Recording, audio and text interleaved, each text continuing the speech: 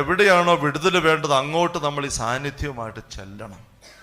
എന്തെങ്കിലും നിവൃത്തിയുണ്ട്, ശാരീരികമായ സാന്നിധ്യം തന്നെ അവിടെ കൊടുക്കണം. ഒരു നിവൃത്തി ഇല്ലെങ്കിൽ ആദ്യം ഒന്ന് പോയിട്ട് പിന്നെ ദൂരെയുള്ള വീടോ സ്ഥലമോ ഒക്കെ ആണെന്നുണ്ടെങ്കിൽ ഒന്നെങ്കിലും പോയി ഒക്കെ എല്ലാം ആരംഭിച്ച് വെച്ചിട്ട് ബാക്കി ഇടയ്ക്ക് പിന്നെ ഇവിടെ ഇരുന്നുകൊണ്ട് അരൂപി കൊണ്ട് അങ്ങോട്ട് ചെല്ലുക, പിന്നെ ഇടയ്ക്ക് ചെല്ലുക. പറ്റുമെന്നുണ്ട് ഫിസിക്കലി തന്നെ അവിടെ എത്തുക. കാരണം നമ്മുടെ സാന്നിധ്യം അവിടെ ഇറങ്ങിച്ചെല്ലണം. അപ്പോൾ ഈ ചുറ്റി നടക്കുക. ചില ആൾക്കാർ കൃഷി സ്ഥലത്ത് ഇങ്ങനെ ചുറ്റും അതിരോട് ചേർത്തൊക്കെ ഇങ്ങനെ വഴിയൊക്കെ വെട്ടിയിടും, വെള്ളം വെട്ടി കല്ലൊക്കെ പിടിച്ചിട്ട് ഒന്ന് നടന്നു പോകാൻ ഇടയ്ക്കിടയ്ക്ക് ഇങ്ങനെ ചുറ്റി നടക്കണം. നമ്മൾ അങ്ങനെ ചെയ്യണം. വീടിനകത്തൂടെയും ആഴ്ചയിൽ ഒരു ദിവസമെങ്കിലും കുരിശ വരയ്ക്കുമ്പോൾ ചുറ്റി നടന്നുകൊണ്ട് കുരിശ വരച്ചേ. ജപമാല പ്രദർശനം പള്ളിയിലൊക്കെ നമ്മൾ ചെയ്യുന്നതല്ലേ, പിന്നെന്താ വീട്ടിൽ ചെയ്യാൻ മേലാത്തെ? നമുക്ക് നല്ല സൗകര്യം അത്യാവശ്യം വീട്ടിലുണ്ടെങ്കിൽ പ്രാർത്ഥനാ മുറിന്ന് പിള്ളേർക്ക് തിരികെ കത്തിച്ച് കൊടുത്ത്, ഒരാളുടെ തൂവക്കുറ്റിയെ കൊടുത്ത്, തൂവം കൊടുത്ത്, ആനാമ്പള്ളം വേറൊരാളെടുത്ത്, ഒരു കുരിശുരൂപം എടുത്ത് മെന്നെ പിടിച്ച് വീട്ടിലുള്ള എല്ലാവരും കൂടെ ഒരു പ്രദർശനം തിരികെ കത്തിച്ച് പിടിച്ച് മാതാവിൻ്റെ പാട്ടുമൊക്കെ പാടി കൊന്ത ചൊല്ലി. പള്ളി വീട്ടത് മാത്രമേ ജപമാല പ്രദർശനം നടത്താൻ പറ്റുള്ളൂ. നമ്മുടെ വീട്ടിൽ കൂടെ നടത്തിക്കേ.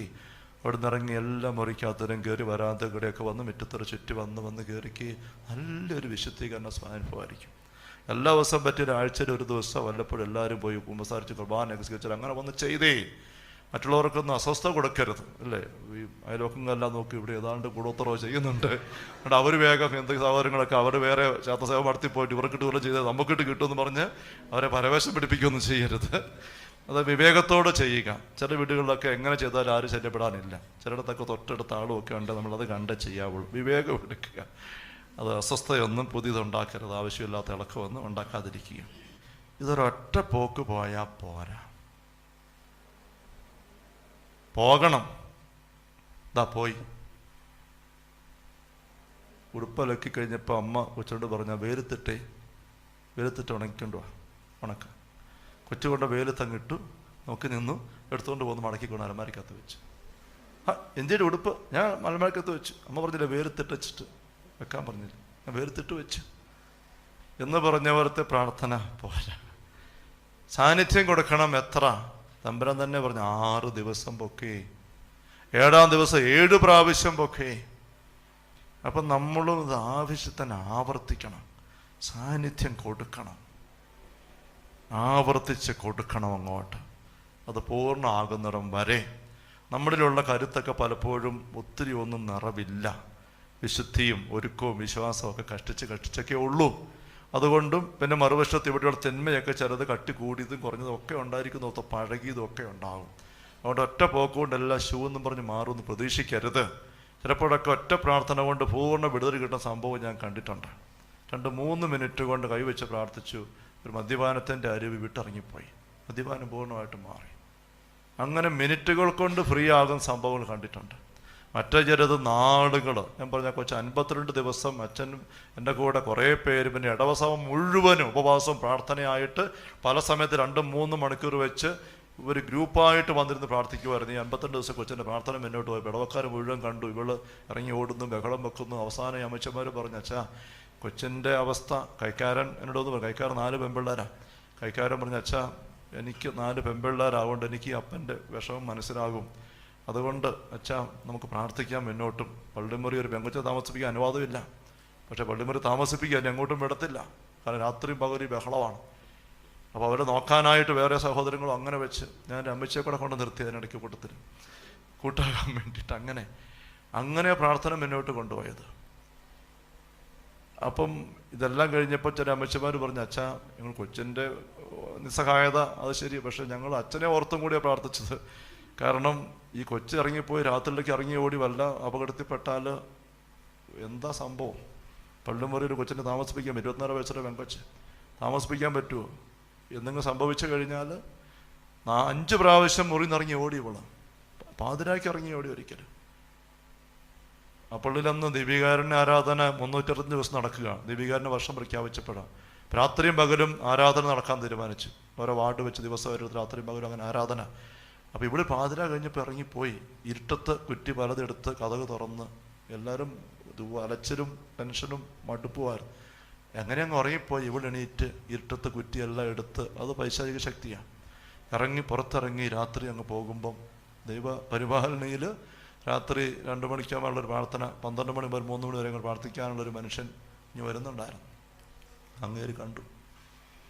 അവരോടി വന്ന് ഞങ്ങളോട് പറഞ്ഞു, അച്ഛാ കൊച്ചു പോയിരിക്കുന്നു. അപ്പം ഇങ്ങനെ കണ്ടപ്പോൾ അവൾ വിട്ടു. ഞങ്ങൾ പറയാ ഓടി. അങ്ങനെ രാത്രി പോയി ഒക്കെ എടുക്കുകയാണ്. ഇങ്ങനെയൊക്കെയുള്ള ഒരിക്കലും വഴിയിലേക്ക് ഇറങ്ങി ഓടി ലോറിക്കാർ ചവിട്ടി നിർത്തി. ചാകാനായി പിശാച് പ്രേരിപ്പിക്കുന്ന വണ്ടിയടുത്തേക്ക് ചാടി ചെല്ലുകയാണ്. വണ്ടിക്കാർ ചവിട്ടി നിർത്തി പുറകെ എത്തിപ്പിടിക്കുകയാണ്. അപ്പോൾ എന്തെങ്കിലും സംഭവം ഉണ്ടായെങ്കിലോ എന്ന് ഓർത്തുകൊണ്ട് ഈ അമ്മച്ചിമാരെല്ലാം നൊന്ത് പ്രാർത്ഥിക്കുകയായിരുന്നു. അവസാനം വിടുതൽ കിട്ടി. അങ്ങനെ അപ്പം ഞാൻ പറഞ്ഞ അതുപോലെയുള്ള പ്രാർത്ഥന ഗ്രൂപ്പായിട്ടൊക്കെ ആവശ്യമുണ്ട്. നമ്മൾ ആവശ്യത്തിന് എടുക്കണം. അന്ന് 52 ദിവസം ഓരോ കേസിലും വ്യത്യാസം ഉണ്ടാവും. അപ്പം നമ്മളുടെ സാഹചര്യം വെച്ച് നമ്മൾ തീരുമാനിക്കണം എന്തുമാത്രം പ്രാർത്ഥന വേണമെന്ന്. ചിലപ്പോൾ ഒരു 9 ദിവസം നൊവേനയുടെ നമുക്കറിയാം. 21 ദിവസം ദാനിയേൽ പ്രാർത്ഥിച്ച് 21 ദിവസമാണ്. 40 ദിവസം മോശയും ഈശോയൊക്കെ ഉപവസിച്ചു. ഈശോയുടെ പ്രായം 33. അങ്ങനെയൊക്കെ പല രീതിയിൽ നമുക്ക് എടുക്കാൻ പറ്റും. ചിലപ്പോൾ 21-ൻ്റെ പല കോഴ്സായിട്ട് അങ്ങനെ എടുക്കാം. അതങ്ങനെ ചെയ്ത് ആവശ്യത്തിന് പ്രാർത്ഥന എടുക്കുക. ഓരോ സെക്ഷൻ കഴിയുമ്പോഴും നമ്മൾ തിരിച്ചറിയും വ്യത്യാസം ഉണ്ടാകുന്നത്. അത് പൂർണ്ണമായിട്ട് എന്നാവുക നമുക്ക് അറിഞ്ഞുകൂടാ. ചിലതൊക്കെ അമർത്തച്ഛൻ പറയും, ചില കേസുകളൊക്കെ നിരന്തരം പ്രാർത്ഥിച്ചു പോയാൽ മാത്രം ഒതുങ്ങി നിൽക്കുന്ന സാഹചര്യങ്ങളുണ്ട്. ഞാൻ ഈ അമർത്തച്ഛനെ ഒരിക്കൽ റോമിൽ പോയപ്പം ആഗ്രഹിച്ച് കണ്ടു. അച്ഛൻ്റെ കൂടെ ഒരു 6 ദിവസം 3 പേർക്ക് വേണ്ടി പ്രാർത്ഥിക്കാൻ കൂടി. അപ്പം അപ്പോയിൻമെൻ്റ് വെച്ച് ഇവരിങ്ങനെ വരുന്നു. അച്ഛനും വേറെ 1-2 അച്ഛന്മാരും ഉണ്ട്. എനിക്ക് ഒരു സ്റ്റോള് തന്ന് അവിടെ ഇരുത്തി. ഒരു പള്ളിയുടെ സങ്കീർത്തിയിൽ വേറെ കുറച്ച് പേരുമുണ്ട്. അവിടെ ഈ ഡോക്ടറെ പോലൊരു മേശ ഉണ്ട്. ഒരു വീതി കുറഞ്ഞ നീളമുള്ളൊരു മേശ ഉണ്ടാക്കിയിട്ട് പൊക്കമുള്ള മേശ. ആ മേശയിൽ ഇവർ വന്നു കഴിയുമ്പം ഇവർ സ്ഥിരം വരുന്ന പലരും അപ്പോയിൻമെൻ്റ് എടുത്ത് പോയിട്ട് വരികയാണ്. അവർ വന്ന് വിശേഷമൊക്കെ ഒന്ന് കുശലമൊക്കെ പറഞ്ഞിട്ട് ബാഗൊക്കെ വെച്ച് ഒരു മേശപ്പുറത്ത് കയറി കിടക്കുകയാണ്. 2 സ്ത്രീകൾ ഒരു പുരുഷനോ ഞാൻ അവിടെ ഉള്ളപ്പോൾ 3 പേര് വന്നത്. കിടന്നിട്ട് ഈ മേശയുടെ ഇടയിൽ ഇങ്ങനെ സ്ട്രാപ്പ് പിടിപ്പിച്ചിട്ടുണ്ട്, ബലമുള്ള ബെൽറ്റ്. അത് ഇവർ കൈയും കാലൊക്കെ വെച്ച് കൊടുക്കും. അത് കൊണ്ട് ഇവരുടെ കൈയും കാലൊക്കെ ബന്ധിക്കും. എന്നിട്ട് പ്രാർത്ഥന ആരംഭിക്കുകയാണ്. പ്രാർത്ഥന ആരംഭിക്കുമ്പോഴേക്കും ഈ ആൾക്കാരുടെ രീതിയെല്ലാം അങ്ങ് മാറും, വയലൻ്റ് ആകും. അത് 1/4 മണിക്കൂർ പ്രാർത്ഥന അങ്ങനെ നടത്തി തിന്മയൊക്കെ ചാടിച്ച് വിട്ട് അങ്ങനെ പിന്നെ പ്രാർത്ഥന നിർത്തി കഴിയുമ്പോൾ ശാന്തമാകും. അത് കഴിക്കും. ഒരേറ്റ് അടുത്ത അപ്പോയിൻമെൻറ്റും കുറിച്ചിട്ട് പോവുകയാണ്. അതിന് വസ്തു പറയുകയാണ്, അങ്ങനെ പതിവായിട്ട് വന്ന് മാസത്തിലൊന്നോ ആഴ്ചയിലൊന്നോ പ്രാർത്ഥന എടുത്ത് അങ്ങനെ 2-3 വർഷം കൊണ്ട് ചിലർ ഫ്രീ ആകുന്നത്.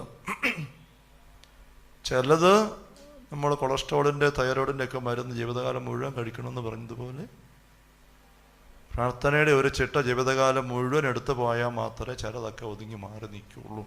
ഏശയ്യായുടെ പുസ്തകത്തിൽ 6-ാമത്തെ അധ്യായത്തിൽ ഞാൻ പെട്ടെന്ന് പറയുകയാണ്. 6-ാമത്തെ അധ്യായത്തിൽ സ്വർഗദർശനം കാണുക. ഏശയ്യ 6-ാം അധ്യായം 1 മുതലുള്ള തിരുവചനം. സ്വർഗം ദേവാലയത്തിൽ പ്രാർത്ഥിച്ചുകൊണ്ട് നിൽക്കുമ്പോൾ സ്വർഗം ഇങ്ങനെ കാണുന്നു. അവിടെ കാണുന്ന എന്താണ്? വലിയ സിംഹാസനത്തിൽ ഉസ്സിയ രാജാവ് മരിച്ച വർഷം കർത്താവ് ഉന്നതമായ സിംഹാസനത്തിൽ ഉപവേഷണമായിരിക്കുന്നത് ഞാൻ കണ്ടു. അവിടുത്തെ വസ്ത്രാഞ്ജനം ദേവാലയം മുഴുവൻ നിറഞ്ഞു നിന്നു. ചുറ്റും സറാഫുകൾ നിന്നിരുന്നു, 6 ചിറകുകൾ വീതം. എന്നിട്ട് ഈ സറാഫുകൾ എന്താണ്? 3-ാം വാക്യം പറയുകയാണ്, അവ പരസ്പരം ഉദ്ഘോഷിച്ചുകൊണ്ടിരുന്നു, പരിശുദ്ധൻ പരിശുദ്ധൻ സൈന്യങ്ങളുടെ കർത്താവ് പരിശുദ്ധൻ. പോയി മുഴുവൻ അവിടുത്തെ മഹത്വം നിറഞ്ഞിരിക്കുന്നു. അവരുടെ ശബ്ദഘോഷത്തോടെ ഭൂമുഖത്തിൻ്റെ അടിസ്ഥാനങ്ങൾ ഇളകി ദേവാലയം ധൂമപൂരിതമായി. ഈ മലാഖമാരിങ്ങനെ പരിശുദ്ധൻ പരിശുദ്ധൻ പരിശുദ്ധൻ എന്ന് പാടുന്ന പാട്ടിൻ്റെ സ്വരം കൊണ്ട് ദേവാലയത്തിൻ്റെ ഭൂമുഖത്തിൻ്റെ അടിത്തറ ഇളകിയുന്ന ഇതുപോലെ ശക്തമായ സ്വരത്തിൽ അവരിങ്ങനെ സ്തുതി പാടുകയാണ്. ഇതാണ് സ്വർഗത്തെപ്പറ്റി പഴയ നിയമത്തിൽ നേരെ കാണുന്ന ഒരു രംഗം നമുക്ക് വായിക്കാനായിട്ട് വിശുദ്ധ ഗ്രന്ഥത്തിൽ ഉള്ളത്. പുതിയ നിയമത്തിലേക്ക് വരുമ്പം വെളിപാട് പുസ്തകത്തിൽ 4-ാമത്തെ അധ്യായത്തിൽ വെളിപാട് പുസ്തകം 4-ാമത്തെ അധ്യായത്തിൽ യോഹന്നാൻ പത്മോസ് ദ്വീപില് കർത്താവിൻ്റെ ദിവസത്തിൽ പ്രാർത്ഥനയും ഒഴുകിയിരിക്കും ആത്മാവിൽ ലയിച്ചിരിക്കെ സ്വർഗദർശനമുണ്ടായി. അവിടെ യോഹന്നാൻ കാണുന്നു ഏതാണ്ട് ഇതുപോലെ തന്നെയാണ്. വെളിപാട് 4-ാം അധ്യായം 1 മുതലുള്ള വാക്യങ്ങൾ. ഇതിന് ശേഷം സ്വർഗത്തിൽ തുറന്ന വാതിൽ ഞാൻ കണ്ടു, കാഹളധ്വനി പോലെ ഞാൻ ആദ്യം കണ്ട സ്വരം എന്നോട് പറഞ്ഞു, ഇങ്ങോട്ട് കയറി വരും, ഇനിയും സംഭവിക്കേണ്ട കാണിച്ചു തരാം. പെട്ടെന്ന് ആത്മീയ അനുഭൂതി ലയിച്ചു. കണ്ടോ? വെളിപാട് 4. അങ്ങനെ യോഹന്നാൻ സ്വർഗത്തിലേക്ക് കയറി ചെല്ലുകയാണ്. അവിടെ കണ്ട കാര്യങ്ങളാണ് വെളിപാട് പുസ്തകത്തിലുള്ളത്. അവിടെ എന്താ കാണുന്നത്? സിംഹാസനത്തിൽ ദൈവമിരിക്കുന്ന യേശയ്യ കണ്ടവർ തന്നെ, ചുറ്റും മലാഖമാരിങ്ങനെ നിൽക്കുന്നു. 8-ാം വാക്യം, അവരെന്താ ചെയ്യുക? രാപകൽ ഇടപെടാതെ അവ ഉദ്ഘോഷിക്കുന്നു, ആയിരുന്നവനും ആയിരിക്കുന്നവനും വരായിരിക്കുന്നവനും സർവശക്തനും ദൈവവുമായ കർത്താവ് പരിശുദ്ധൻ പരിശുദ്ധൻ പരിശുദ്ധൻ. രാപകൽ ഇടപെടാതെ. സ്വർഗത്തിൽ രാവും പകലും ഒക്കെ ഉണ്ടെന്നുള്ള ചോദ്യത്തിന് പ്രസക്തിയൊന്നുമില്ല.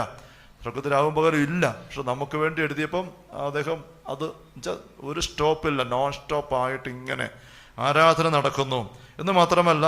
9-10 വാക്യങ്ങൾ. ആ ജീവികൾ സിംഹാസനസ്ഥന് നിത്യം ജീവിക്കുന്നവന് മഹത്വവും ബഹുമാനവും സ്തുതിയും നൽകിയപ്പോഴെല്ലാം ആ 24 ശ്രേഷ്ഠന്മാർ സിംഹാസനത്തിന്റെ മുൻപിൽ വീണ് നിത്യം ജീവിക്കുന്നവനെ സാഷ്ടാംഗ പ്രണമിക്കുകയും തങ്ങളുടെ കിരീടങ്ങൾ സിംഹാസനത്തിന് മുമ്പിൽ സമർപ്പിച്ചുകൊണ്ട് ഇങ്ങനെ പറയുകയും ചെയ്തു: ഞങ്ങളുടെ ദൈവവും കർത്താവുമായി അവിടുന്ന് മഹത്വവും ബഹുമാനവും ശക്തിയും സ്വീകരിക്കാൻ അർഹനാണ്.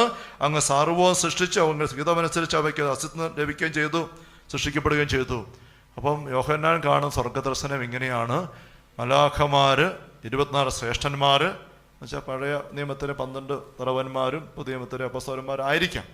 ഇവരും കിരീടമൊക്കെ ധരിച്ച് ദൈവത്തിന്റെ സിംഹാസനത്തിന് മുമ്പിൽ മലാഖമാരുടെ ഗണങ്ങൾക്കൊപ്പം പരിശുദ്ധൻ പരിശുദ്ധൻ പരിശുദ്ധൻ എന്ന് പറഞ്ഞ് ആരാധിക്കുന്നു, മുട്ടുകുത്തുന്നു, സാഷ്ടാംഗം പ്രണമിക്കുന്നു, കിരീടമെടുത്ത് നിലത്ത് വെച്ചുകൊണ്ട് സ്തുതിക്കുന്നു, പിന്നെ വീണ്ടും എണീറ്റ് നിൽക്കുന്നു. ഇങ്ങനെ രാപകൽ ഇടപെടാതെ സ്തുതിപ്പ് നടക്കുന്നതായിട്ട് പറഞ്ഞിരിക്കുകയാണ്. വീണ്ടും നമ്മൾ അപ്പുറത്തോട്ട് വരുമ്പം 7-ാം അധ്യായത്തിലൊക്കെ ഇത് തന്നെ കാണാൻ പറ്റും. 7-ാം അധ്യായത്തിൽ 9 മുതലുള്ള വാക്യങ്ങൾ വിശുദ്ധരുടെ വലിയൊരു കൂട്ടം. അവരും അവിടെ ചെയ്യുന്നത് 10-ാം വാക്യത്തിന്റെ അവസാനം അവർ സിംഹാസനത്തിന് മുമ്പിൽ കമിഴ്ന്നു വീണ് ദൈവത്തെ ആരാധിച്ചുകൊണ്ട് പറഞ്ഞു: ആമേൻ, നമ്മുടെ ദൈവത്തിന് സ്തുതിയും മഹത്വവും ജ്ഞാനവും കൃതജ്ഞതയും ബഹുമാനവും അധികാരവും ആധിപത്യവും എന്നേക്കും ഉണ്ടായിരിക്കട്ടെ. അങ്ങനെ വലിയൊരു ജനാവലിയാ. 9-ാം വാക്യം പറയാണ്: ഞാൻ നോക്കിയപ്പോഴിതാ എണ്ണിത്തിട്ടപ്പെടുത്താൻ ആർക്കും സാധിക്കാത്തൊരു വലിയ ജനക്കൂട്ടം, സകല ജനതകളും ഗോത്രങ്ങളും രാജ്യങ്ങളും ഭാഷയിൽ വന്നിരിക്കുന്ന ഒരു വെള്ളയങ്കി അണിഞ്ഞ് കയ്യിൽ കുർത്തോരകളുമായിട്ട് അവരിങ്ങനെ ഈ കൂട്ടായ്മയിൽ ഇങ്ങനെ സ്തുതിച്ച് പ്രാർത്ഥിച്ചായിരിക്കുകയാണ്. 19-ാം അധ്യായത്തിലേക്ക് നമ്മൾ വെളിപാടിൻ്റെ അവസാന ഭാഗത്തോട്ട്, ബൈബിളിൻ്റെ തന്നെ അവസാന ഭാഗമാണല്ലോ, എത്തുമ്പോൾ നമ്മൾ വീണ്ടും ഇത് തന്നെ കാണുകയാണ് തുടരുന്നതായിട്ട്. വെളിപാട് 19:1 മുതലുള്ള തിരുവചനങ്ങൾ. വെളിപാട് 19:1 മുതൽ. ഇതിനുശേഷം സ്വർഗത്തിൽ വലിയ ജനക്കൂട്ടത്തിൻ്റെ പോലെ ശക്തമായ സ്വരം ഞാൻ കേട്ടു. എന്താണ് ആ സ്വരം? Hallelujah, hallelujah. വീണ്ടും 3-ാം വാക്യം. രണ്ടാമതും അവർ പറഞ്ഞു. 3-ാം വാക്യം എന്താണ് രണ്ടാമത് പറയുന്നത്? ഹല്ലേലൂയ. 4-ാം വാക്യം. അപ്പോൾ 24 ശ്രേഷ്ഠന്മാർ 4 ജീവികൾ ആമേൻ ഹല്ലേലൂയ എന്ന് പറഞ്ഞുകൊണ്ട് സാഷ്ടാംഗം പ്രണമിച്ച് സിംഹാസന ദൈവത്തെ ആരാധിച്ചു.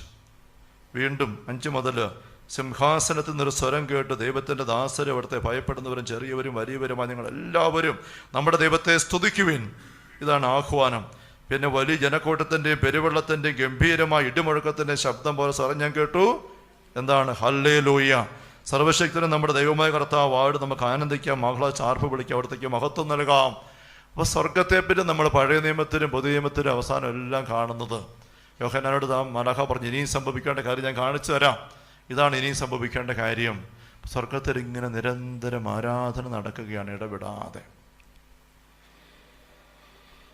വിചാരിക്കും ഒരു ഭൂമികുലുക്കം ഉണ്ടായിട്ട് ഈ പള്ളി എല്ലാം കൂടി ഇങ്ങനെ താഴോട്ട് വീഴുക എന്ന് വിചാരിക്കുക. നോക്കിക്കുക, ഇത് മുഴുവൻ ഭയങ്കര വാർക്കയാണ് മുകളിൽ. ഇതിഞ്ഞ് വീണാൽ എല്ലാം അട പോലെയാകും. ഒരൊറ്റ ഭൂമികുലുക്കം, അത് പെട്ടെന്ന് വാർത്തയെല്ലാം പറക്കുന്നു. വാഗമണ്ണിൽ ഭൂമികുലുക്കം ഉണ്ടായിരിക്കുന്നു.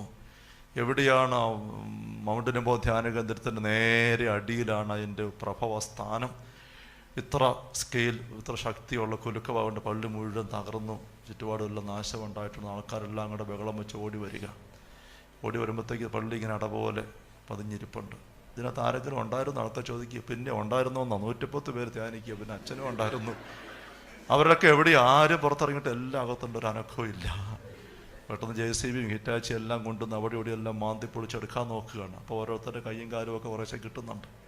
അങ്ങനെ പയ്യെ എല്ലാത്തിനെയും പെറുക്കി പെറുക്കി മുറ്റത്ത് കടത്തുക. അപ്പോഴേക്കും അവിടുന്ന് ഇവിടുന്ന് എല്ലാം ആളും ബഹളവും മാധ്യമക്കാരും വീഡിയോ ചാനലുകാരും ഫോട്ടോക്കാരും പോലീസും എല്ലാവരും കൂടെ പാഞ്ഞെത്തുകയാണ്. ആൾക്കാർ കേട്ട് അവിടുന്ന് ഇവിടുന്ന് അയ്യോ ഞങ്ങളുടെ അവിടെ ധ്യാനിക്കാൻ പോയിട്ടുണ്ട്, അവിടെയാണോ സംഭവം എന്നൊക്കെ ചോദിച്ചൊരു പേര്. ആൾക്കാരൊക്കെ എടുത്ത് എല്ലാവരെയും മുറ്റത്തെടുത്ത് കിടക്കുമ്പോൾ ഒന്നിൻ്റെ ഷേപ്പ് കൃത്യമല്ല. ഒരാളെ മാത്രം ഷേപ്പ് മനസ്സിലായി, നീണ്ട താടി ഉണ്ടായിരുന്നു കൊണ്ട് മനസ്സിലായി.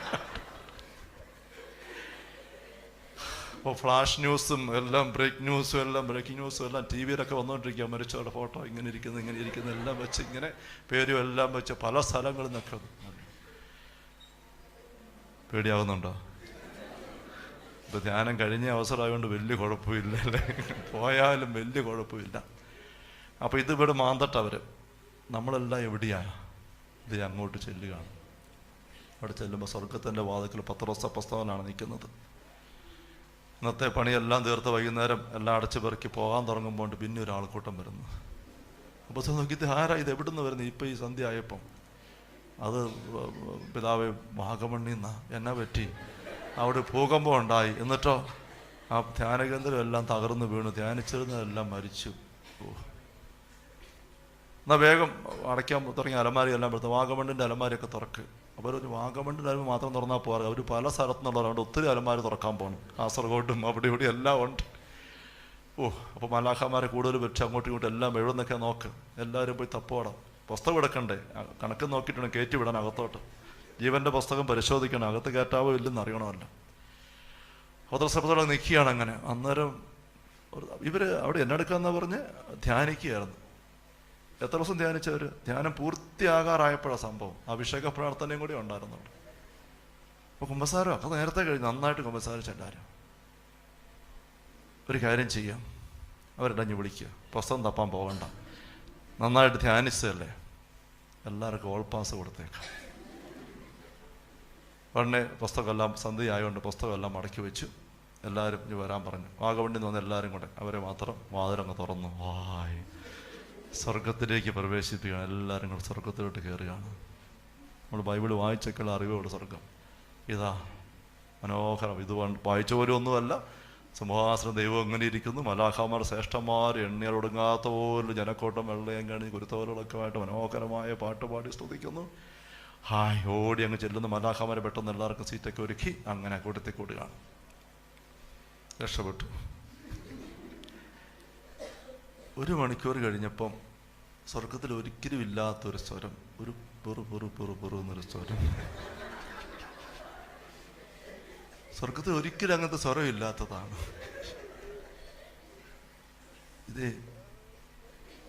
ഇത് എപ്പോഴാ നിർത്തുന്നേ?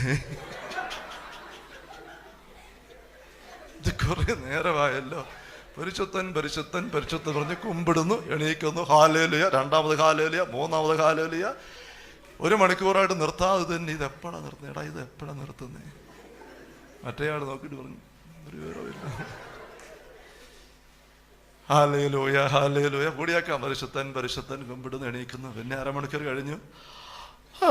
വായിക്കോട്ടെ. ഇത് പിന്നെ ഇങ്ങോട്ട് നോക്കി എവിടെ? അപ്പൊ ചിലർ ഇങ്ങോട്ട് നോക്കുക. അവർ ചോദിക്കും ഇത് എപ്പോഴാണ് നിർത്തുന്ന സമയം? ഒരു വിവരവും ഇല്ല.